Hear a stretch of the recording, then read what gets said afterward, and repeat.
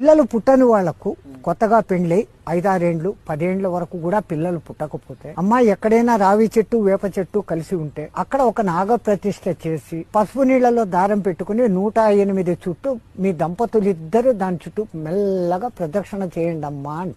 ఏం జరుగుతుంది?